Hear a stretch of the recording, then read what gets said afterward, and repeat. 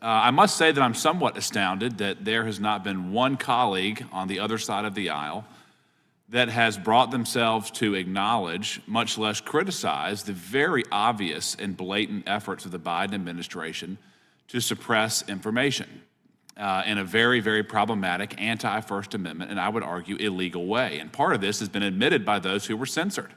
It's been admitted by those who are in the private industry who were bullied into removing content. But I want to talk more about what's going on right now. Mr. Sullenberger, I want to start with you. You mentioned that you are still within the crosshairs of the Censorship-Industrial Complex, and it's a wide variety of actors, agency, contractors, private companies, even universities and so forth. What is the end goal of this censorship that we're seeing, not just here in the United States, but also in places like Brazil where you're being investigated?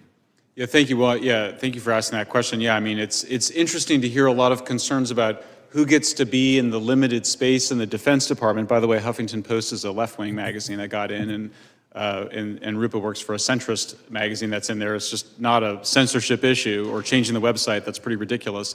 I'm actually under criminal investigation in Brazil for expressing true facts on X. That's actually happening right now.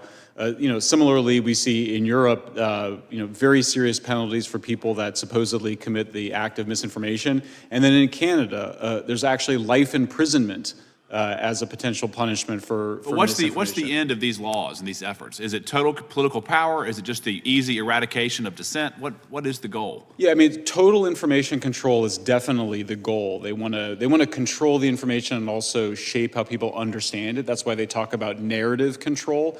And then the other part of it is they want to scare people. They just want people to be afraid to say things online. So that they can remain in power, or, Yeah, absolutely. And you see some of it just in the vanity of politicians demanding that posts about themselves be taken down. But obviously that's important for their political careers. And that's why in Brazil they've actually banned whole politicians from being online.